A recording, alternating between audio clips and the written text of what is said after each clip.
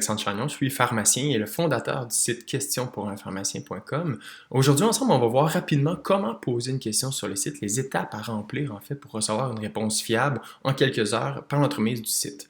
Donc, en arrivant sur la plateforme, c'est ce que vous voyez si vous êtes sur l'ordinateur. Si vous êtes sur votre téléphone, l'image que vous voyez en fond d'écran est remplacée uniquement par le logo, mais les étapes sont les mêmes.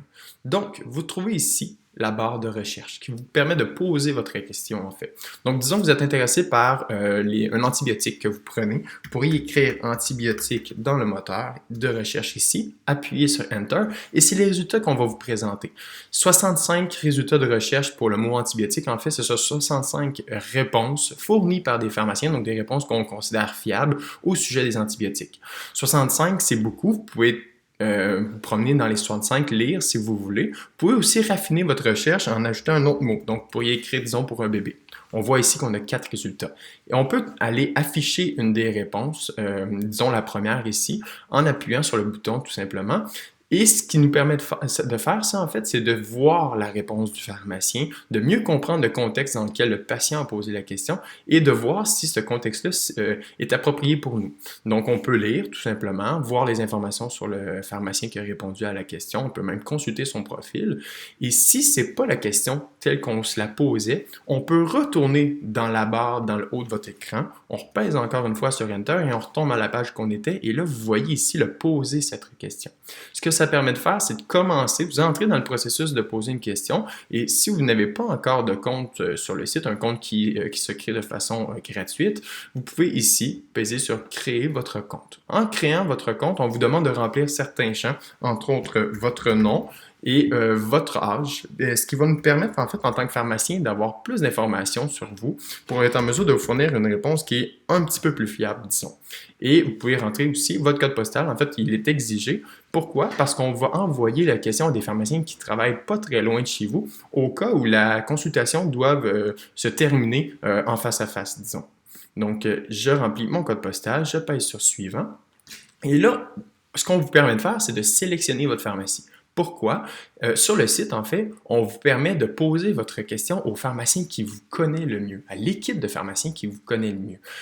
Donc, moi ici, en zoomant en bon québécois, je suis capable d'aller voir les pharmacies qui sont inscrites sur le site à proximité de ma maison, en fait. Donc, excusez, là, j'ai un petit peu de difficulté.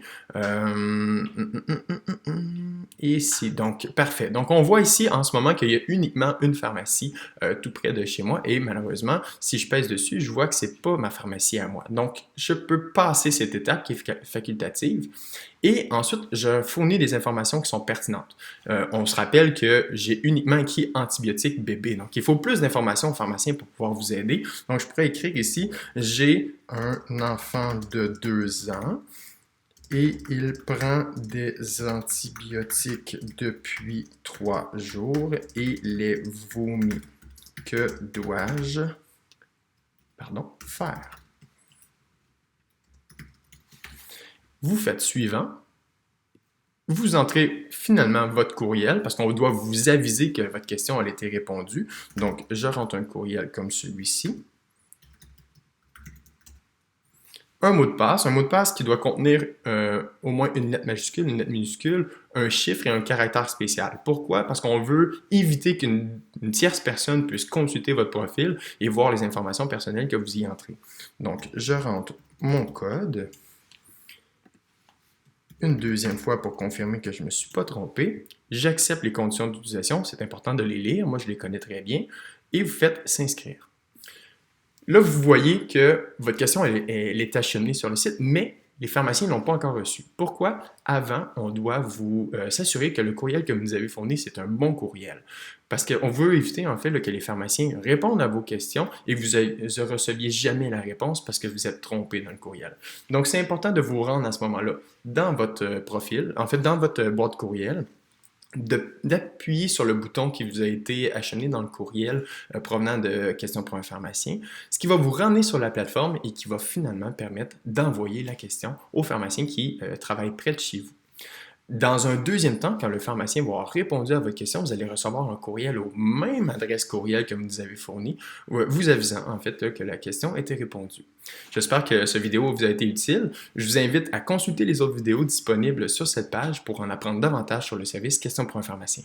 Bonne fin de journée.